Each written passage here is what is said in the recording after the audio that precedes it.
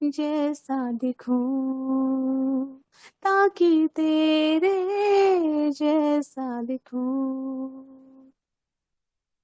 तेरा हाथ सदा मुझ पर रहे, तेरी अगुवाई में नित्य में चलूं। तेरा हाथ सदा मुझ पर रहे, तेरी अगुवाई में नित्य में चलूं।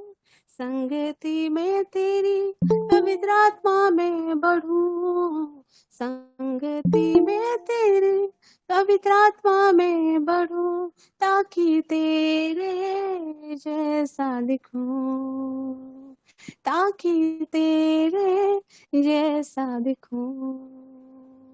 पवित्र मुझे बना दे प्रभु, शुद्ध मुझे तू कर दे प्रभु, ताकि तेरे जैसा दिखूं। सब गाएं। ताकि तेरे जैसा दिखूं, ताकि तेरे जैसा दिखूं, ताकि तेरे जैसा दिखूं, ताकि तेरे जैसा दिखूं। Thank you lord, thank you lord, thank you lord, thank you lord. पिता परमेश्वर, हम तेरा धन्यवाद करते हैं मेरे खुदावन। प्रभु परमेश्वर, सारी बातें मिलकर भलाई की उत्पन्न करती है मेरे खुदावन। प्रभु परमेश्वर, प्रार्थना जरूरी नहीं पिता परमेश्वर, संगति में जुड़ना जरूरी है पिता। पवित्र आत्मा से भर के प्रार्थना करना जरूरी है पिता परमेश्वर। जो जो चीजें भली है, जो जो बातें सुहावनी है, जो जो बातें पवित्र है, जो जो बातें तुझसे है, तुझ में है खुदावन, वही हमें मिले पिता परमेश्वर, और हम तेरी महिमा करने पाए रूह से, सच्चाई से खुदा। हम धन्यवाद करते हैं आज की मीटिंग के लिए, और स्तुति आराधना तुझे ग्रहण हो, तुझे अच्छा लगे पिता परमेश्वर। तो हम सबों पर पिता परमेश्वर तेरे प्रेम को प्रकट कर खुदा हम धन्यवाद देते पिता परमेश्वर। हमें आनंद की आत्मा से भरते खुदा, यीशु मसीह के जीवित और सामर्थ्य नाम से मांगते, आमीन आमीन आमीन। प्रभु बहुत आशीष दे आपको। प्रभु जी, हम तेरा शुक्र करते हैं खुदावंत ने अच्छी आराधना के लिए। खुदावंत हे दाऊद की संतान, प्रभु हम तेरा बहुत बहुत शुक्र करते हैं प्रभु, उस मोमेंट के लिए तूने हमारी जिंदगी में नहीं जोड़ा, जीवितों की मैं जमीन पर रखा। ये इस आराधना के द्वारा प्रभु तुझे महिमा मिले। तूने अपनी सामर्थ से, अपनी अभिषेक से, अपने मस्से से तूने हमें भर दिया खुदावंत। तेरा बहुत बहुत शुक्र करते हैं। तू राजाओं का राजा, प्रभु का प्रभु, सृष्टि का मालिक, हम तेरा बहुत धन्यवाद करते हैं। आज जो तू चाहता है प्रभु, आज वो बुलवाना तेरी आत्मा की अगुवाई में हो सब कुछ, कम से कम समय में, न पे तुझे शब्दों के द्वारा तो अपने बच्चों से बात करना। तेरा धन्यवाद करते हैं। तेरे लहू से मुझे, हम सभी को धो के पाप और साफ शुद्ध करने की धन्यवाद करते हैं। प्रभु यीशु के नाम से इस प्रार्थना को मांगते हैं, आमीन। जय मसीह सबको। प्रभु बहुत आशीष दे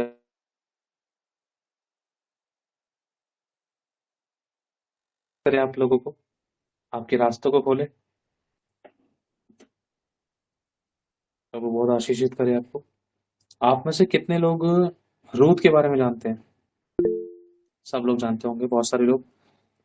तो रूथ का हो गया, एस्तर का हो गया, और कुछ ऐसे वो है बुक्स हैं, मैंने बहुत कम पढ़ी हैं और मेरे को और पढ़नी है, लेकिन थोड़ा सा पढ़ा है।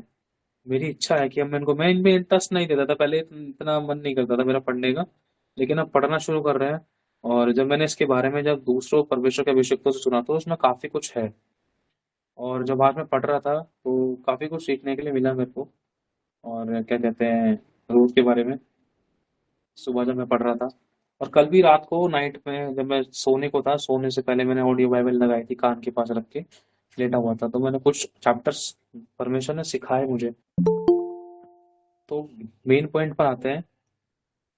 आपको पता है कि हमारे पवित्र शास्त्र के अंदर हम एक चीज पढ़ते हैं, लिखा है मांस और लहू परमेश्वर के राज्य के वारिस नहीं होंगे, सबको पता है। लेकिन अगर हम एलिया के बारे में पढ़ते हैं, एलिया देह सहित उठा लिया गया, है ना। और अगर हम हनोक के बारे में पढ़ें, लिखा है हनोक ने मृत्यु को भी नहीं देखा, वो भी उठा लिया गया। अब पौलुस के बारे में पढ़ते हैं तो पौलुस कहता है न जाने देह सहित न जाने देह रहित। उसकी देह यही थी लेकिन आत्मा में वो उठा लिया गया। फिर वो दोबारा से प्रभु की आत्मा ने उसको नीचे भेजा, फिर दोबारा से वो उसके प्राण उसके शरीर में आए और फिर से वो जीने लगा। और उसके बाद से उसने और पत्नियां लिख डाली, है ना। तो अगर हम देखते हैं कि कुछ रूल्स और रेगुलेशंस परमेश्वर ने ऐसे दिए हैं इजरायलियों को, इजरायली मतलब आप और मैं लोग जो विश्वास करते हैं, जो मन फिराते हैं, है ना। एक मिनट बस। हाँ, अब अच्छा है। एक सेकंड रुकिए बस। Thank you holy spirit. हम्म। परमेश्वर ने कुछ ऐसे अपने इजरायलियों को, सभी इजरायलियों को मतलब परमेश्वर ने आज्ञाएं दी हैं, अधिकार दिए हैं, और कुछ चेतावनियां भी दी हैं। आज्ञाएं बहुत ब्लेसेड है, अधिकार बहुत अच्छे हैं, बहुत सुपर ब्लेसेड है। और कुछ चेतावनियां ऐसी हैं जो बहुत कठिन है, लेकिन नामुमकिन नहीं है। उन्हीं चेतावनियों को कुछ इजरायली तोड़ देते हैं, उन्हीं चेतावनियों को कुछ लोग मान बैठते हैं। अगर हम देखें, लूत की दो बेटियां थी। लूत ने अपनी बेटियों के साथ व्यभिचार किया, मतलब लूत की बेटियों ने अपने पिता के साथ व्यभिचार किया, एक संतान उत्पन्न हुई। परमेश्वर की दृष्टि में ये पाप था, और परमेश्वर उस जनरेशन से घृणा करने लगा था, क्योंकि एक व्यभिचार के द्वारा परमेश्वर बहुत नफरत, व्यभिचार से परमेश्वर नफरत करता है, क्योंकि कुछ टाइम पहले ही परमेश्वर ने सदोम और अमोरा को नाश किया था। और सदोम और अमोरा के अंदर ये सब पाप होते थे, इसके अंदर जो लूत को सब पता था। अब अब लूत के साथ जो कंडीशन हुई वो कुछ और है। अगर हम गहराई में जाए तो टाइम लग सकता है, मेन टॉपिक को उठाएंगे। जब लूत के साथ उसकी बेटियों ने रिलेशन बनाया, और जब जो संतानें उत्पन्न हुई उनके द्वारा, वो मोआबी हुई। और मोआबी पता नहीं, अमोनी मोआबी, मोआबी तो हुई, है ना। और इनका अर्थ है, अगर हम देखें, जो उनकी जिंदगी में हुआ एक तरीके से वो कर्स से रिलेटेड था, श्राप से रिलेटेड था, श्राप से संबंधित था। और आपको पता है कि व्यभिचार के कारण 10 पीढ़ियों तक श्राप आता है। जो इंसान व्यभिचार करता है लगभग उसकी 10 पीढ़ियां श्रापित हो जाती थी। वो व्यभिचार उसकी 10 से 10 पीढ़ियों में किसी न किसी की जिंदगी में पाया जाता है। बाप ने व्यभिचार कर दिया, फिर उसके कुछ टाइम बाद फिर वही व्यभिचार या तो हो सकता है पोता परपोता, फिर आगे चलकर कोई ना कोई कर बैठे, है ना। इसी से नजर आती है, ये व्यभिचार है। इस श्राप को तोड़ना जरूरी होता है। लेकिन परमेश्वर ने ना अमोनियो मतलब जो लूत के जो वंश से निकले थे, उसमें परमेश्वर ने कह दिया था कोई भी इजरायली मोआबी लोगों से रिलेशनशिप नहीं रखेगा, ना उनसे बातचीत करेगा, ना उनके पास जाएगा, ना उनको अपनी करेगा, ना अपनों को उनका अपनों को उनका देगा। मतलब ना तो उनकी स्त्री को अपनी पत्नी बनाना, ना ही अपनी बहन बेटियों को, ना ही उनको उनका पति बनने के लिए सौंपना। 10 पीढ़ियों तक तुम्हें उनसे दूरी बना के रखनी है। और जो अगर हम पढ़ते हैं रूत, जो एक स्त्री थी, वो लगभग 10 पीढ़ियों के अंदर की थी, 10 पीढ़ियों के बाद की नहीं थी। अभी भी परमेश्वर का वचन चालू था। अगर हम देखते हैं परमेश्वर के जो जो लोग थे, अगर हम रूत की जो सास है, सास और उसका जो पति है, ये दोनों पति पत्नी इजराइल को छोड़कर, मतलब रोटी के घर को छोड़कर कहाँ चले जाते हैं, जहां अकाल पड़ता है। सॉरी, रोटी के घर को छोड़कर क्यों जाते हैं, क्योंकि उस इजराइल में उस जगह पर अकाल पड़ता है। जब अकाल पड़ता है तो वो परमेश्वर की उस वाचाओं को, उन प्रतिज्ञाओं को भूल जाते हैं जो परमेश्वर ने अब्राहम से बांधी थी। बहुत सारी प्रतिज्ञाओं को, बहुत सारी वाचाओं को, बहुत सारे वचनों को वो भूल जाते हैं। शैतान उनको भुला देता है और वो डिस्टर्ब हो जाते हैं। डिस्टर्ब एक तरीके से वो अनाज्ञाकारिता करके भरमाए जाते हैं। वो उनकी परीक्षा का समय होता है। उस परीक्षा के दौरान है ना, उनको उस अकाल के देश में ही रुकना होता है कि परमेश्वर उनको फलवंत भी करे। लेकिन जब उस देश में अकाल पड़ता है तो दोनों पति पत्नी, रूत की जो वो होती है सास, और उसका जो पति है, वो दोनों की दोनों, शायद एलिमेलेक नाम होता है, एलिमेलेक और उसकी पत्नी, ऐसी कुछ नाम होता है शायद। मुझे पूरी तरीके से नाम वगैरह याद नहीं है, लेकिन वो स्टोरी बहुत अच्छी तरीके से समझ में आ रही है परमेश्वर की दया से। तो वो दोनों पति पत्नी उस कर्स वाले, मतलब उस कर्स वाले शहर देश में चले जाते हैं, अपने अपने बेस्ट रोटी के घर को छोड़कर, अपने बैतलहम को छोड़कर, अपने इज़राइल को छोड़कर, अपनी ब्लेसेड लाइफ को छोड़कर। क्यों? क्योंकि कुछ टाइम के लिए उसमें अकाल पड़ा हुआ होता है। इसलिए वो सोचते हैं यार, यहाँ पर तो अकाल पड़ा, यहाँ प्रभु के देश में तो अकाल पड़ा, एक काम करते हैं हम दूसरे मिस्र में उस देश में चले जाते हैं, मोआबियों के देश में। वो पास में है, वहां नजर भी सही है, वहां देखते हैं, वहां पर कुछ ना कुछ अरेंजमेंट हो जाएगा हमारे खाने पीने के लिए। तो जैसे ही वो पति पत्नी वहां पर जाते हैं अपने 2 बच्चों को लेकर, तो होता क्या है, वो दो लड़कों को लेकर जाते हैं, तो वहां पर जाके मोआबी देश में रहने लग जाते हैं। तो वहां पर दो स्त्रियां होती हैं, एक ओरपा और एक रूथ। उन दोनों की शादी वो अपने बेटों से करा देते हैं।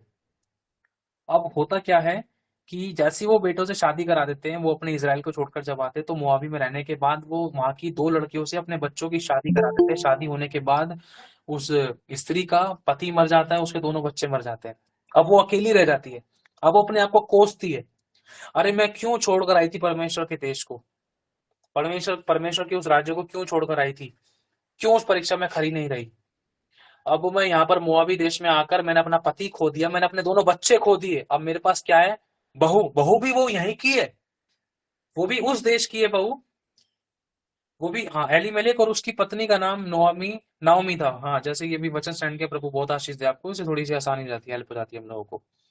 एलीमेलेक और जो उसकी पत्नी थी, वो दोनों अपना उस जिस देश में अकाल पड़ा हुआ होता है, अपने ब्लेसिंग के देश को, बैतलहम को छोड़कर, है ना, वो मोआबी देश में चले जाते हैं।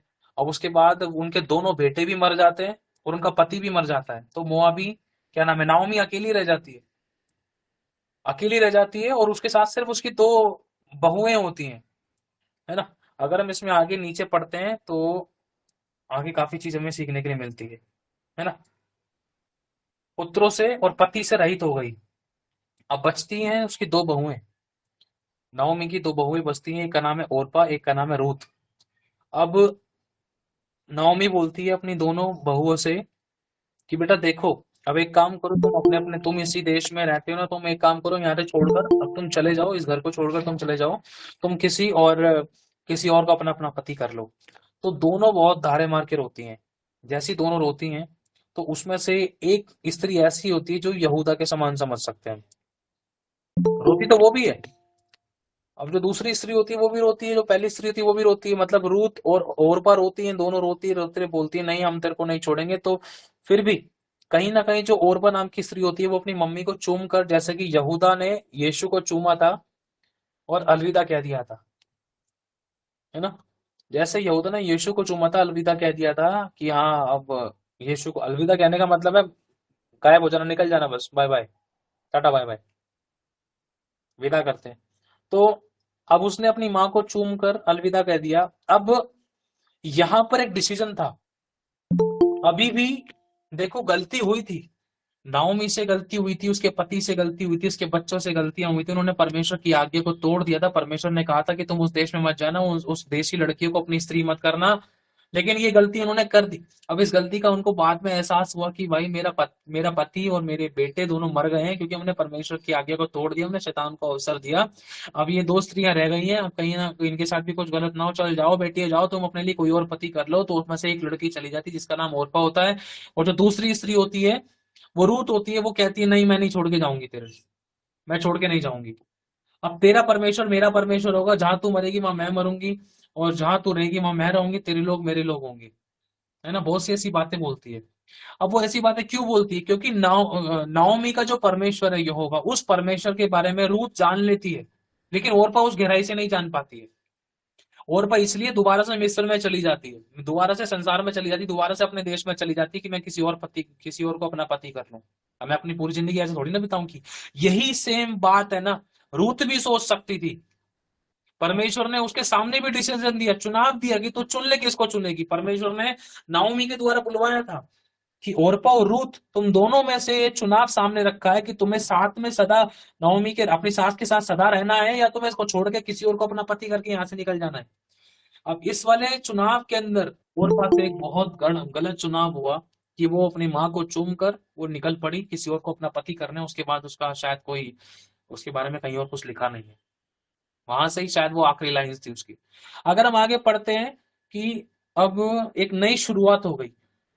वो जो कर्स कर्स थी, जो औरतें दोनों, एक रूथ और एक दूसरा ओरपा, अब वो देखो शाप भी आशीष कैसे बना। परमेश्वर ने अपनी योजना को बदल कैसे दिया। 10 पीढ़ियों के अंदर थी, अगर हम देखें रूथ को 10 पीढ़ियों के अंदर थी, 10 पीढ़ियों के बाद पैदा नहीं हुई थी। परमेश्वर की वाचा अभी भी वही थी, लेकिन फिर भी अब उसने एक स्टेटमेंट दी थी कि मेरी सास, मेरी माँ, तेरा परमेश्वर, मेरा परमेश्वर। परमेश्वर ने देखा ये अभी भी विश्वास योग्य, अरे इसका पति नहीं है, इसका ससुर नहीं है, इसके पास कोई और ऐसा लड़का नहीं है इसके घर के अंदर जिससे ये शादी कर सके। अब ये और इसकी सास अकेली रह गई है, लेकिन भी कह रही है नहीं माँ, मैं तेरे साथ ही रहूंगी, तेरा परमेश्वर मेरा परमेश्वर, जहां तू मरेगी वहां मैं मरूंगी, जहां तू जिएगी वहां मैं जीऊंगी, जहां तू खाएगी वहां मैं खाऊंगी, तेरे लोग मेरे लोग होंगे, अब मैं तुझे नहीं छोड़ के जानी। परमेश्वर ने देख लिया तुरंत, अरे परमेश्वर की तुरंत दृष्टि किसी पर आई, अरे ये तो मोआबी लोग हैं, मेरे अपने लोगों ने मेरी आज्ञा को तोड़ दिया, लेकिन इसने क्या बोल दिया, तेरा परमेश्वर मेरा परमेश्वर होगा। समझ लो। तो जैसे ही उस स्त्री ने बोला, रूत ने, कि माँ तेरा परमेश्वर मेरा परमेश्वर होगा, परमेश्वर ने देखा, परमेश्वर आपको पता शुरुआत से एक व्यक्ति को ढूंढता है, वो विश्वास योग्यता सबसे ज्यादा देखता है। तो उसने देखा भले ही इसका पति नहीं है, इसके कोई बच्चा भी नहीं है, फिर भी अरे बूढ़ी औरत से इसको क्या मिल जाएगा, चार गालियां, रूखी सूखी रोटी, उसमें भी इसको खुद खानी पड़ेगी, खुद खिलानी पड़ेगी, बटोरना पड़ेगा, इंतजाम करना पड़ेगा।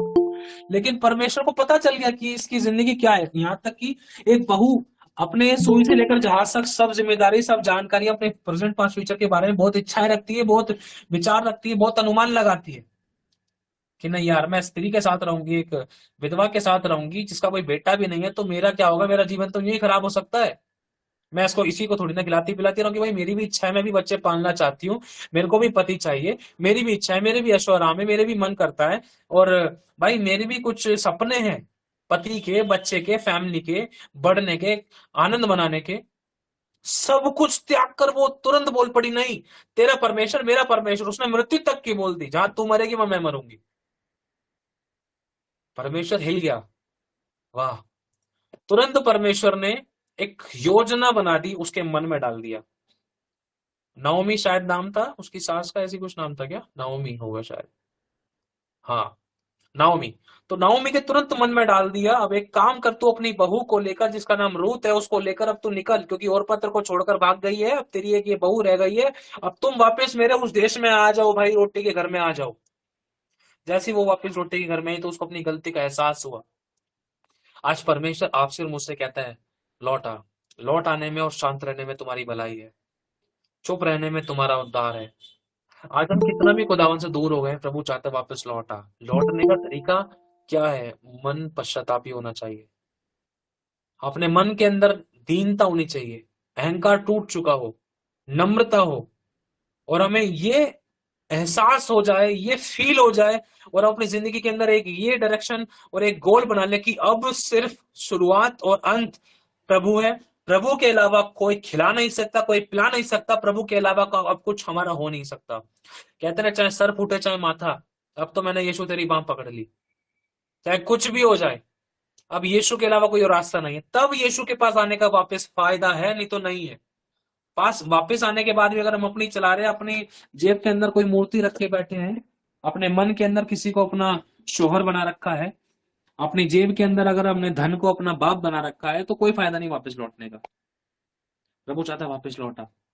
जैसे ही वो लौटी, उसको अपने पाप का स्मरण हुआ, उसने अपने पापों का अंगीकार किया कि मैं गई तो आशीषित थी, फलवंत थी, ब्लेसेड गई थी, लेकिन आई, मेरे को नाओमी मत कहो, नाओमी मतलब खुशहाली, ब्लेसेड ऐसी कुछ होगा शायद, पॉजिटिव वर्ड है उसका अर्थ। लेकिन अगर हम देखें, जब वो वापस आई तो अपने आप को बोलने लगी, नहीं भाई मेरे को नाओमी मत कहो, अब मैं ब्लेसेड नहीं हूं, अब मुझे मारा कहो, क्योंकि मुझे मार पड़ी है परमेश्वर की।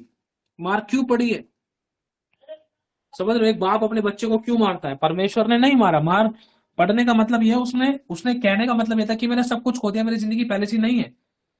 हाँ भाग्यशाली कह सकते हैं, है ना। तो अब होता क्या है कि वो अपने पाप का अंगीकार करते हैं, फिर से वो रहने लग जाती है। परमेश्वर इस बात को क्लियर करता है, जो लोग आज अपनी आंखों को बंद करो एक मिनट के लिए, सोचो कि आप कितने भी पिछड़े, कितने भी उजड़े, कितने भी बेकार खानदान से थे, कितने भी खराब खानदान से थे, कितने भी कर्स्ट खानदान से थे, चाहे हम कितने भी कर्स्ट खानदान से थे, लेकिन आज हम इस मीटिंग के अंदर जो सुन रहे हैं, जो समय बैठे हैं, आप लोगों को खुदावंद ने चुन लिया है। बोलो मुझे चुन लिया है मेरे घराने में से, चाहे मैं भले ही छोटे गोत्र की थी, चाहे मैं भले ही सबसे तुच्छ थी, चाहे सबसे बेकार थी, चाहे सब मेरे को, चाहे मेरे बाबा अपने अपने घर से निकाल ले, मेरे को चाहे सिरदर्दी समझा था, चाहे मुझे एक थूक समझा था कि उसने लगा मुंह से थूक दिया, लेकिन परमेश्वर ने मुझे चुन लिया है। क्योंकि परमेश्वर ने देखा है कि तेरे अंदर एक चीज है, वो विश्वास योग्यता। किसी ना किसी काम में तो तू विश्वास योग्य है, चाहे भले ही हम अपने आप को नहीं देख पा रहे, लेकिन प्रभु देख रहा है। चाहे अपने घर संभालने की हो, चाहे अपने प्रार्थना की हो, चाहे संगति करने की हो, प्रार्थना करने की, वचन पढ़ने की, चाहे प्रभु से बात करने की, उपवास रखने की, किसी के लिए दुआ करने की हो, विश्वास योग्यता है। चाहे किसी को रोज पानी देने की हो, खिलाने की हो, चाहे किसी का डायपर साफ करने की हो, चाहे किसी के आंसू पोंछने की हो, विश्वास योग्यता। समझ लो। स्वीट, हाँ, नाओमी का जो मतलब है ओडिया बाइबल के अंदर स्वीट बता रखा है। तो स्वीट मतलब मीठा, ब्लेसिंग, आशीष है ना, आशीष समझ सकते हैं, भाग्यशाली ब्लेसिंग। अब सोच कर देखो, गलती हो गई थी हमारे पूर्वजों से, लेकिन परमेश्वर ने एक रास्ता खोल दिया था। यहूदियों से गलती हो गई थी, लेकिन इजरायली, मतलब जो यहूदी थे उनसे गलतियां हो गई थी, इजरायलियों से गलतियां हो गई थी, लेकिन हमने खुरचन खाई है। वो खुरचन हमारे लिए आशीष का कारण बनी है। जब यीशु को अपने लोगों ने नहीं पहचाना, तो यीशु अन्य जातियों के पास आया। आज इसी प्रकार से ना, रूत के समान खुदावन का नाम हमें मिला है, ओरपा के समान खुदावन का नाम हमें मिला है, लेकिन हमें क्या रूत बने रहना है, या फिर ओरपा के समान भाग जाना है वापस? प्रभु के पास आने के बाद क्या मिला? समस्या और बढ़ गई, परीक्षाएं और होने लगी, दुख और बढ़ गया, छुटकारा तो हुआ ही नहीं। अपने लोग पराये हो गए, अपने लोग विरोध में हो गए, कोई हमें अपने पास अपने साथ नहीं रखता है, कोई हमारा फेवर नहीं करता है, हम पर लोग उंगलियां उठाते हैं, सताते हैं, दोष लगाते हैं, हमारी कमियां निकालते हैं, हमको जज करते हैं, हमारी कमियां निकाल निकाल कर कहते हैं, तुमने तो अपने बाप को छोड़ दिया, तुमने तो धर्म बदल लिया। रूत ने परवाह नहीं करी, कोई परवाह नहीं करी उसने। आप लोगों ने कोई परवाह नहीं करी है खुदा को मानने में, आप बैठे ऐसे ही नहीं बैठ गए। अब सोच कर देखो, जिस जाति के बारे में परमेश्वर ने बताया था 10 पीढ़ियों तक इनको अपने मंदिरों में मत आने देना इजरायलियों, और ना ही इनके साथ बैठना, ना इनके साथ उठना खाना, ना इनको अपनी बेटी देना, ना इनकी बेटी लेना। सोचो, उसी जाति के अंदर से 10 पीढ़ियां पूरी भी नहीं होती, उससे पहले ही रूत नाम की जो स्त्री थी, उस रूत के द्वारा कौन आया? दाऊद आया। उस रूत के द्वारा दाऊद से सुलेमान आया। जिस स्त्री को परमेश्वर ने मना कर दिया था कि तू मेरे मंदिर में नहीं आ सकती है, जिन लोगों को, जिन जातियों को मना कर दिया, तुम मेरे मंदिर में, तुम इजरायली को टच नहीं कर सकते, छू नहीं सकते, तुम मेरे इजरायलियों में मिल नहीं सकते। सोचो, उसी स्त्री रूत के द्वारा, रूत की पीढ़ी में से पता नहीं चौथी, पता नहीं कौन सी पीढ़ी थी, उसमें से दाऊद आया, दाऊद के बाद सुलेमान आया, और सोच कर देखो, सुलेमान के द्वारा तो परमेश्वर का मंदिर बना दिया गया। जिस पीढ़ी से परमेश्वर नफरत करता था, उसी पीढ़ी के अंदर से एक ऐसा व्यक्ति उठकर आया जिसने परमेश्वर का मंदिर बना डाला। जिसको लोग कहते हैं तू श्रापित है, जिसको लोग कहते हैं तू बेकार है, परमेश्वर की दृष्टि में वो एक चमकता हुआ हीरा है, वो भी पता नहीं चल रहा है। समझ रहे हो? अभी मालूम नहीं पड़ रहा है लोगों को। जब परमेश्वर आपके लोगों के सामने आपकी कीमत को बढ़ाएगा ना, तब उनको पता चलेगा, अरे भाई, हमारी खुद की जिंदगी ऐसी थी, ये तो चमक गए। हम इनको कहते थे कि इनका जीवन बेकार है, खराब है, ये तो गलत राह पे चल पड़े, ये तो कुछ और कर पड़े। लेकिन आज परमेश्वर आपको नींव बनाएगा, जड़ बनाएगा, आपको आपको बना रखा है, और आप आज ऐसे ही नहीं बैठे हो खुदावन की उपस्थिति के अंदर। मतलब परमेश्वर ये बतलाना चाहता है आपको और मुझे कि उस पुरानी जनजाति, पुरानी पीढ़ियों में से जो बेकार थी, खराब थी, टूट चुकी थी, जिसको तुच्छ जाना गया था, नीची जाति समझा गया था, जिससे लोग बात करना नहीं चाहते, जिसके साथ बैठकर खाना नहीं खाना चाहते थे, जिसके कई बार आज भी ऐसे लोग हैं, आज भी ऐसे लोग हैं कि गिलास में पानी नहीं पी सकते हैं कुछ। जैसे मान लो नीची जाति के लोग जो जमादार कहते हैं, या कोई ऐसी कोई दूसरी पता नहीं कौन सी कास्ट होती है, वो मालूम नहीं, पता नहीं, खुदा जाने कौन कौन सी कास्ट होती हैं। कई बार तो अम्बेडकर जैसे जाटव जाटव चमार, कुछ ऐसी कास्टेस को लेकर पर मतलब मनुष्य जाति ने तुच्छ जाना था, लेकिन सबसे ज्यादा लोग परमेश्वर ने ऐसी जाति में से चुन लिए। सबसे ज्यादा लोगों को परमेश्वर ने ऐसी जाति को ही चुन लिया जिनको बेकार तुच्छ जाना, बेकार जाना, अरे तुम्हारे घर का खाना नहीं खाना, तुम्हारे घर का पानी नहीं पीना, तुम तो नीच काम करते हो, तुम तो ये काम करते हो, तुम तो वो काम करते हो, लेकिन परमेश्वर की दृष्टि में वो बहुमूल्य है, कीमती है। प्रभु ने कहा तेरे द्वारा ही मेरा अभिषेक आएगा, और तेरे घर में अब तक पास्टर नहीं हुआ ना, तेरे घर में याजक उठ खड़े होंगे। समझ रहे हो? हमें अब आपकी और हमारी जनरेशंस के अंदर से कौन था पास्टर, कौन था सेवक, कौन था याजक, कौन था प्रॉफिट, कौन था अपोस्टल, कौन था विश्वासी? अभी जब विश्वासी आए तो आगे का याजक नहीं आएगा। अभी जब याजक आए तो परमेश्वर का अगवा एक नहीं आएगा, जो परमेश्वर का दास, जो कलीसिया का अगवा बनकर खड़ा नहीं करेगा, करेगा। हमने सोचा भी नहीं था रूथ जैसी स्त्री के द्वारा खुदावन, कहते हैं ना, दाऊद के वंश में से एक शाख निकलेगी और उसका राज्य कभी खत्म नहीं होगा। दाऊद कहां से आया था? दाऊद की परदादी थी, परदादी थी, पता नहीं परनानी थी, परदादी थी शायद, रूथ। मालूम है आपको कहां से निकला था? देखो, जिस जाति को परमेश्वर ने मना कर दिया था, जिस जाति को लोग तुच्छ जानते थे, इजराइल भी बात नहीं करते थे, मुंह नहीं लगाते थे, लेकिन एक कंडीशन ऐसी आई, परमेश्वर की योजना बनी। इसराइली तो लोग जिन लोगों कहते हैं ना, इंसान को अपनों की कदर उस समय नहीं होती जब वो अपने नजदीक रहते हैं, लेकिन उस समय होती जब वो अपने से दूर चले जाते हैं, है ना। जो हमने कभी पाया वो हमने कभी सोचा नहीं, जो सोचा वो कभी मिला नहीं, जो मिला वो कभी राज आया नहीं, जो खोया है ना वो याद आता है, जो पाया वो कभी संभाला जाता नहीं। जो नाओमी और उसकी फैमिली के पास था वो नहीं संभाल पाए, नहीं समझ पाए परमेश्वर को, जिसने अब्राहम को खिलाया, जो इतने बड़े बड़े काम कर सकता है, जिसने सांस दी, जिसने जीवन दिया, जिसने प्रतिज्ञा की, क्या वो झूठा है? नहीं, वो नहीं समझ पाए। लेकिन एक शत्रु के देश की स्त्री जान गई। प्रभु ने कहा तुम नहीं मेरी कीमत समझ रहे हो। इसराइलियों ने नहीं जाना था, यहूदियों ने नहीं समझा था यीशु को, कोई बात नहीं। उस स्त्री ने कहा था ना, प्रभु कुत्ते भी तो चूर चार से अपना पेट भर लेते हैं ना। प्रभु को कुत्ते पसंद आ गए। समझ रहे हो कहने का मतलब? जिन लोगों ने उस कीमती मोतियों की कदर की, हम ऐसे ही तो थे ना संसार के अंदर, बेकार, तुच्छ, निकम्मे, लेकिन परमेश्वर ने हमें अपना क्या बना दिया? अपना पुत्र बना दिया। हमारे लिए उसने क्या कह दिया? आज से तू मेरी संतान है, मेरा बेटा है, मेरी बेटी है। तेरे ऊपर से मैं मिस्र को वार कर फेंक दूंगा, देश के लोगों को वार कर फेंक दूंगा, एक के चक्कर में पूरी धरती को चार कर देगा वो, एक के चक्कर में। समझ रहे हो? ये पवित्र शास्त्र हमें बताता है। प्रभु ने साफ बता दिया था, एक के चक्कर में पूरे संसार को बचा लूंगा, एक के चक्कर में नाश कर दूंगा मैं। प्रभु का वचन हमें बताता है ना, यीशु के चक्कर में परमेश्वर ने हमें बचा लिया।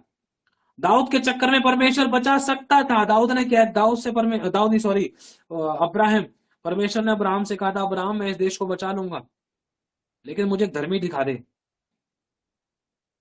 अब्राहम अब्राहम अब्राहम परमेश्वर ने कहा था तुम इसमें मेरे को उसमें 50 धर्मी दिखा दे, मैं बचा लूंगा। समझ रहे हो? लेकिन अब्राहम सही आंसर नहीं दे सका, क्योंकि उसको मिला ही नहीं। उसने खोजने की कोशिश करी, नहीं मिल सका। पर वो बचा सकता है उस एक के द्वारा। वहां पर वो एक आपको और मुझे बनना है। पूरे बेबीलोन को नाश होने से परमेश्वर ने बचा लिया था। बेबीलोन के अंदर जो लोग थे, विश्वास करने लगे थे, वो दानियेल के द्वारा, यीशु के द्वारा आज आप और मैं बचे हुए हैं। अपने इंडिया के अंदर थोमा आया था सिर्फ एक व्यक्ति, कितने करोड़ लोग हैं अपने आज इंडिया के अंदर विश्वासी। अपने भारत में सबसे ज्यादा मसीह विश्वासी हैं, चाहे साउथ देख लो, चाहे कुछ भी देख लो। है ना। अब अगर हम ध्यान से देखें, परमेश्वर आपके द्वारा, मेरे द्वारा बेस्ट निकालना जानता है, बेस्ट निकालना जानता है। आपको नहीं पता है, रूथ के मन में इतने सारे विचार आए होंगे, लेकिन बात यह है कि एक डिसीजन मेकिंग का टाइम, वो हमारे लिए बहुत बहुमूल्य है। खुदा के दास ने कहा कि जब हमारी परीक्षा होती है ना, वो हमारे लिए गोल्डन टाइम है। ये सीरियसली है। वो परीक्षा के दौरान हमारा व्यवहार हमें एक सही चुनाव करने में मदद करता है। किसको चुनेंगे? ओरपा के समान नहीं, रूथ के समान नहीं, विश्वास योग्य रहना है। समझ रहे ना आप लोग?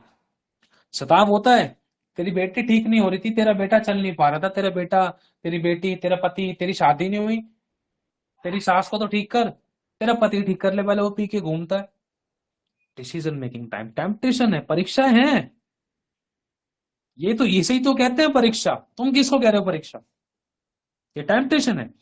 किसी की कई साल तक हुई, किसी की कुछ दिन तक, किसी की 5 मिनट में खत्म, लेकिन रिवॉर्ड सबके लिए रखा है। ये बहुत ब्लेसेड बात है। प्रभु ने कहा ना, मेरे पास सुबह बंदे काम करने के लिए आए, दोपहर में आए, शाम को आए, 1 घंटे पहले आए, मैंने सबको बराबर मजदूरी दी, मेरी मर्जी है, मैं मालिक हूँ, मैं दूंगा, मैं प्यार करता हूँ अपने लोगों से, तुझे उससे क्या, तुझे तेरी मजदूरी से मतलब है ना। समझ रहे हो? कितना प्यार करता है, बराबर प्यार करता है सब इजरायलियों से।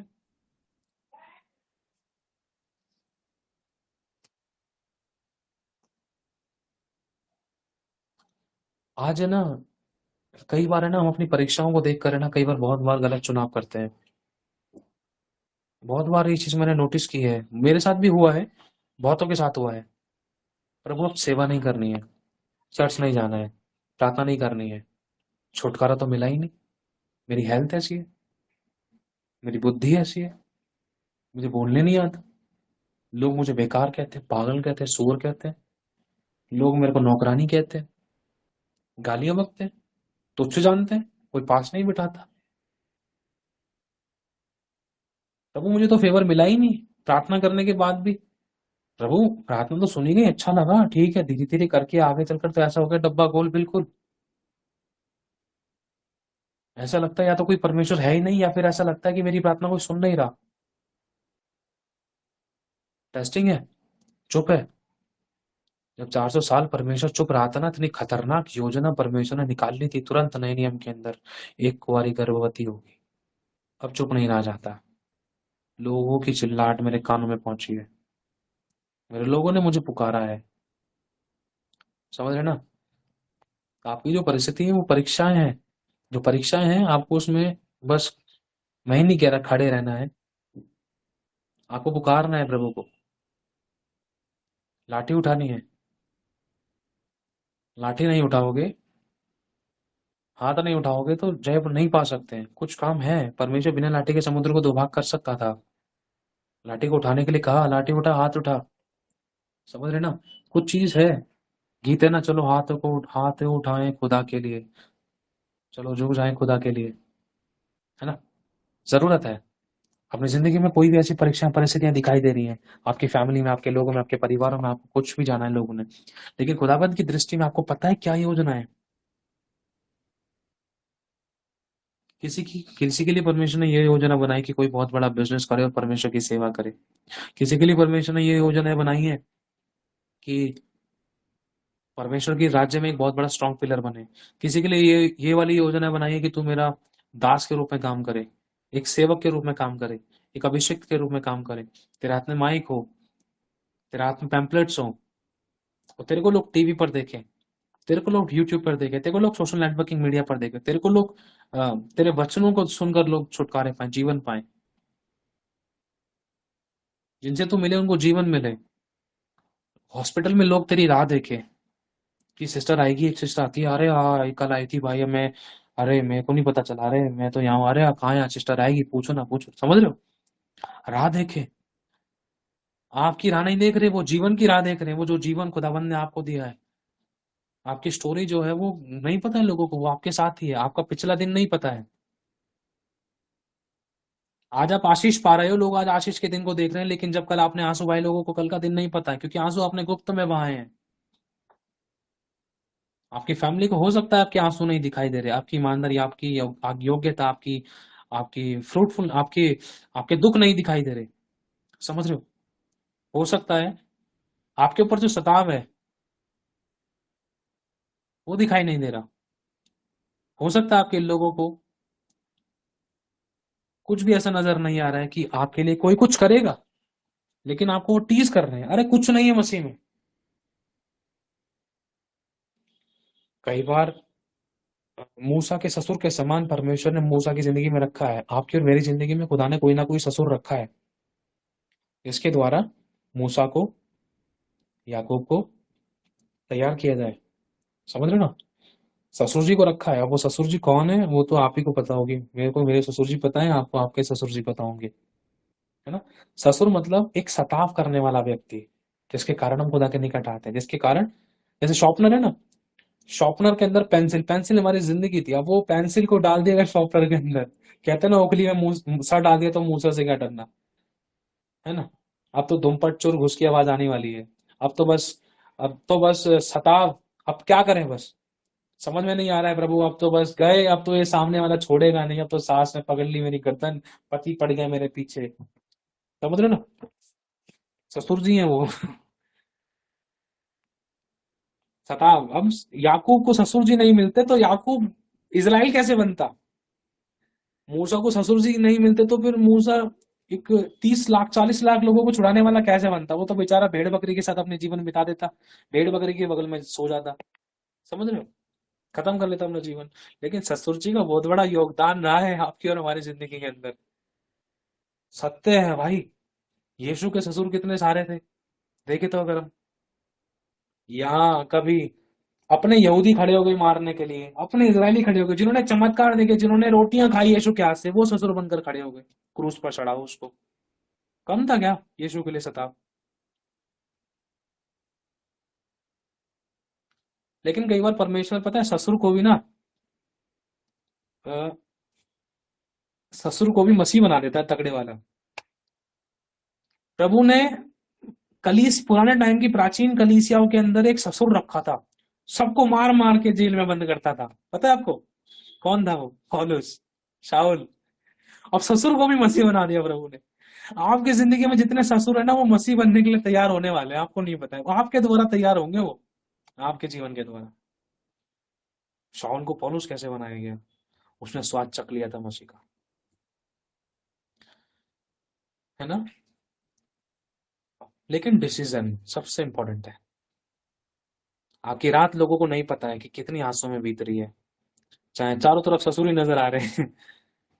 कोई स्वीट नजर नहीं आ रही, कोई ब्लेसिंग नजर नहीं आ रही, कोई आनंद नजर नहीं आ रहा, कोई ये नहीं कह रहा कि मैं तेरी पीठ थपथपा दूं, अच्छा काम कर रही है, पोछा अच्छा लगाया। नहीं, कोई नहीं कह रहा है। लोगों से मिलते तो ताने मिलते, तेरी शादी कब होगी, तेरे बच्चे कुछ पढ़ लिख लें तो बन जाएंगे, ये मसीह मसीह करते रहे ना तो ये ना हो जाए कहीं। अरे यीशु मसीह का नाम, ये गुरु धारण तो बाद में करना चाहिए, 60-70 साल की उम्र में। कहाँ अभी से तुम्हारे बच्चे इस धार्मिकता में, इस चीज के चक्कर में पड़ गए? कहाँ तुम इस चक्कर में पड़ गई, कहाँ तुम इस चक्कर में पड़ गए? अच्छा ससुर जी, आपको पता है कि कल आप क्या खाओगे, कल कल क्या पियोगे, कल आप उठोगे या नहीं उठोगे? मेरे को तो नहीं पता, तो आप मेरे को कैसे बता रहे हो कि तुम 30 साल बाद यीशु मसीह का नाम लेना, बुढ़ापे में जब खाट में पैर डल जाते हैं, प्रभु प्रभु नहीं। समझ रहे हो, प्रभु ने कहा है अपने जवानी के दिनों में अपने सृजनहार को कभी ना भूलना, उसको अपने सामने रख, क्योंकि यहोवा तेरा न्याय करेगा।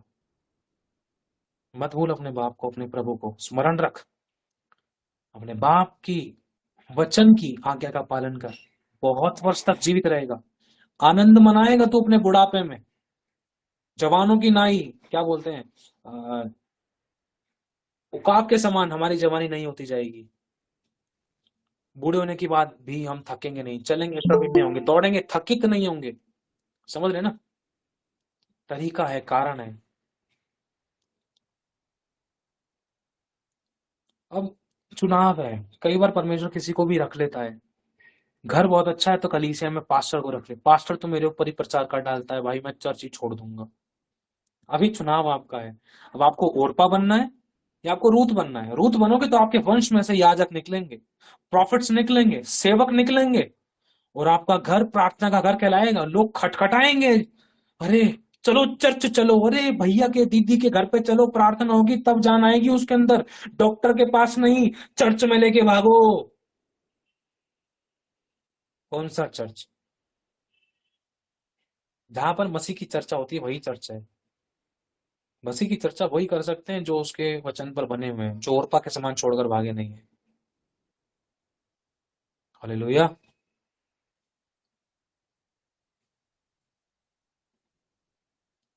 आज है ना, समझ में नहीं आती यार, फ्लाइट मोड करने के बाद भी कॉल आ जाती है क्या? लगता है कॉल आ रही लेकिन आई नहीं। देख लो, सिम बंद कर रखी है मैंने, फ्लाइट मोड कर रखा है। परमेश्वर दिखा रहा है असंभव को संभव करने वाला मैं हूँ। अब एक गवाही सुनी थी आप लोगों ने, पहले से बताई थी। अ, बिना इंजन के ट्रक चला दिया था एक फौजी ने। फौजी को खुद नहीं पता था इसमें इंजन है या नहीं है, उसको तो बस लोग सता रहे थे। हाँ, उसकी उनकी उसकी जिंदगी में भी भाई इतने सारे वो थे, क्या बोलते हैं, ससुर जी, और भाई धन्यवाद खुदा का, याद दिला दिया। याद है वो फौजी मसीह था, विश्वास करता था, उसके अगल बगल के सारे जनरल वगैरह उसको छेड़ते थे, अरे तू मसीह बन गया, अरे ये मसीह वो मसीह ये फलाना मसीह, तू ये क्या करता है, अरे ये सब काम तो तुझे बाद में करना चाहिए जब तू रिटायर हो जाएगा, अरे तू जीवन जी, क्या मसीह, क्या प्रभु, क्या हालेलुया, क्या धन्यवाद करता है। वो सताते थे, मजे लेते थे, पंगे लेते थे, छेड़ते थे उसको, इतने सारे ससुर कर रखे थे भाई, वो चाहता नहीं था, जबरदस्ती के ससुर बन बैठे थे वो, समझ रहे हो। खाना खाए, अरे पांच रोटी खा रहा, अरे प्रार्थना करते हम भी खा लेंगे, हम भी भूखे, दो रोटी तू खा रहा है हम भी खा लेंगे। तेरा मसीह तो प्रार्थना करता है ना, 5 रोटी 2 मछली और 5,000 को खिला दिया, अरे हमें 15 बंदे बैठे हैं, खिला दे जल्दी से। पंगे छोटी छोटी चीज में सुइयां चुभोना। ससुर, उसने नौकरी से इस्तीफा नहीं दिया, मसीह की कुर्सी लग गई थी, पता है आपको वहां पे कैसे लगी थी, उसका सही चुनाव था। एक बहुत कई साल पुराना वहां पर ट्रक पड़ा था जिसके अंदर इंजन नहीं था, उसकी चाबी जनरल साहब के पास थी, कर्नल साहब, जनरल साहब जो भी है बोलते हैं उनको, है ना। तो प्लानिंग करते हैं वो सारे 15-20 लोग, अरे उससे बोलते हैं ये चाबी ले, उस ट्रक को चालू करके घुमा के लेकर आ, घुमा 2 चक्कर मार के यहाँ खड़ा कर देना, सीरियस होके बोलना है, ले चाबी ले, ट्रक लेके घुमा के 2-4 चक्कर मार के इधर खड़ा कर दे। अब वो बेचारा चाबी लेता है, और वो जा रहा तो तू मजाक उड़ाता है, अबे तू नहीं कर पाएगा, तेरे बस की नहीं है। अच्छा मैं नहीं कर पाऊंगा, पता है मेरे को, मेरा प्रभु करेगा। लेकिन उसको नहीं पता था कि उस ट्रक के अंदर इंजन ही नहीं है। वो तो बेचारा चाबी लेके चल पड़ा, चाबी लेके उसने ट्रक में लगाई, इत्तेफाक से बटन दबाया, गुर्र, वो चालू हो गया। चालू हो गया, उसने पहला चक्कर घुमाया, सारे के सारे लोगों के होश उड़ गए, और ये कर क्या दिया इसने। फिर दूसरा चक्कर लाके बगल में खड़ा कर दिया, लो साहब चाबी। चाबी, मेरे को बता तूने चालू कैसे किया इसको। अबे इसमें इंजन नहीं है, इंजन नहीं है इसके अंदर, ऐसा कैसे हो सकता है। सच में तेरे मसीह ने चलाया है। एक काम कर, तू हमारी क्लास लिया कर, समझ रहे हो, तुम्हारी क्लास लिया कर, 1 घंटा बांध ले तू, हमें बता, सिखा मसीह के बारे में। फिर उन ससुरों की जिंदगी में ससुर हो गए, उनकी भी जिंदगी में परीक्षाएं आई। फिर वो भी बोल रहे थे, याद दिला रहा है परमेश्वर उनको कि हमने भी एक मसीह को सताया था, बोया तो काटना तो था, लेकिन एक उम्मीद तो है, जय तो उसको भी दिलाई थी, हमें भी जय दिलाएगा, कोई बात नहीं ससुर जी, हम आपको भी झेल लेंगे, आप भी फिर प्रचार करोगे मसीह का, समझ रहे हो, स्वाद चखोगे। नामुमकिन को मुमकिन कर दिया परमेश्वर ने। जो योजना जो वाचा परमेश्वर ने दी थी, उस वाचा को परमेश्वर ने स्वयं तोड़ दिया। क्यों? क्योंकि एक स्त्री ऐसी थी जिसका विश्वास ये था कि तेरा परमेश्वर मेरा परमेश्वर मेरी मुर्दा परिस्थिति को, मेरी पीढ़ियों तक को बदलने की सामर्थ्य रखता है, मैं उसको नहीं छोड़ूंगी चाहे मर भी जाऊं। परमेश्वर ने देखा ऐसा विश्वास मैंने नहीं पाया भाई, विश्वास के द्वारा परमेश्वर ने उसको उठा लिया।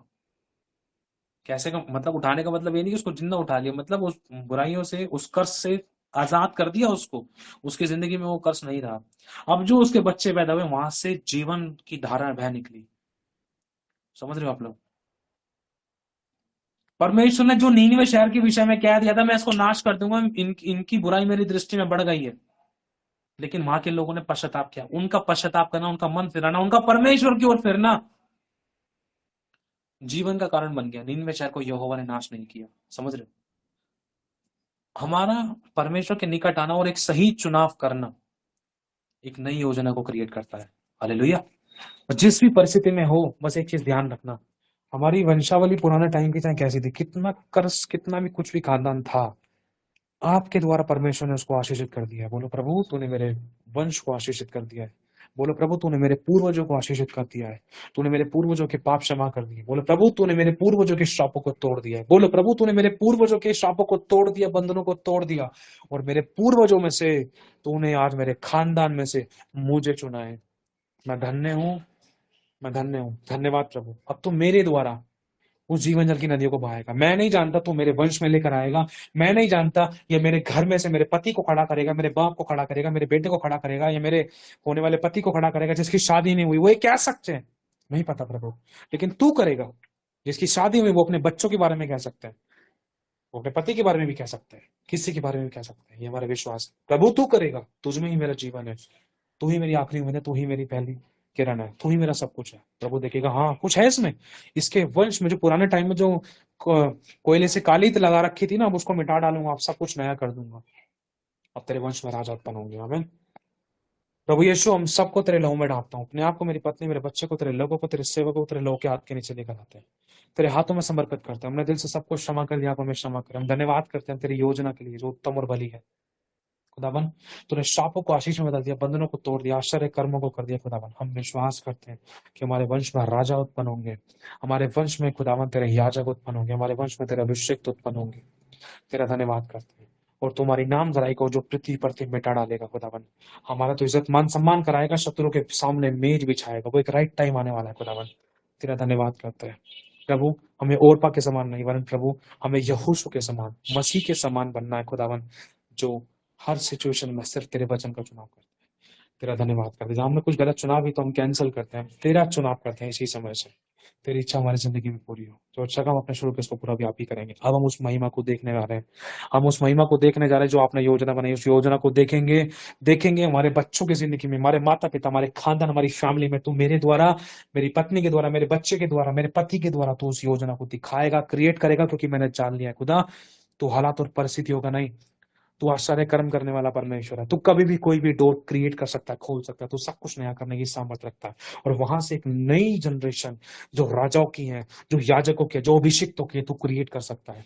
वो जनरेशन मुझे बनाने के लिए धन्यवाद। यीशु के नाम से मांगते हैं। मेरे द्वारा बड़े बड़े काम होंगे। लोग, मेरे वंश, मेरे लोग, मेरा घराना, हमारे जानने वाले सब लोग, मेरे देश, मेरे राज्य के लोग मुझे देखकर आशीषित होंगे। वो कहेंगे, मुझे देखकर अपने आप को धन्य कहेंगे। खुदा, तेरा धन्यवाद करते हैं। यीशु के नाम से इस प्रार्थना को मांगते हैं। आमेन, आमेन और आमेन। आमेन। आमीन गॉड ब्लेस आमीन यू ऑल। सभी लोग आमेन करें। Amen, amen, amen, Amen, amen, amen, आमीन आमीन amen, amen. Amen. amen, amen, amen, आमीन। amen, amen. आमेन। प्रभु सभी को बहुत आशीष दे। आमीन, अभी थोड़ी आमीन। देर में God bless you all. Mike बंद करो। अभी जो मीटिंग स्टार्ट होने वाली है आप लोगों की, जो बाइबल स्टडी वगैरह करते हैं, ठीक है, तो आप लोग जल्दी से लेफ्ट कर दो, जुड़ जाओ जो मीटिंग में। ठीक है, तो हम अब रखते हैं, रात को मिलते हैं जैसा भी होता है। ठीक है, गॉड ब्लेस यू ऑल। प्रभु सभी को बहुत आशीष दे। जय मसीह की सभी को। गॉड ब्लेस लाल बटन पे क्लिक करेंगे। God bless you all. जय मसीह भैया, God bless you.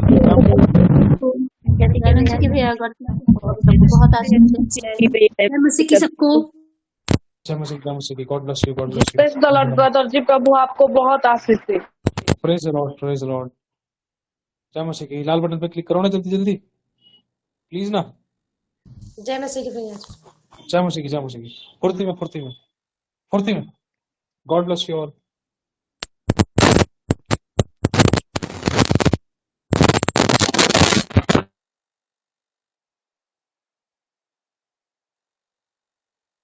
मीटिंग को ऑफ करते हैं, जल्दी से लाल बटन पे क्लिक करो। God bless you all. Night में मिलते हैं, ठीक है, नाइट प्रेयर के टाइम जैसे करते हैं।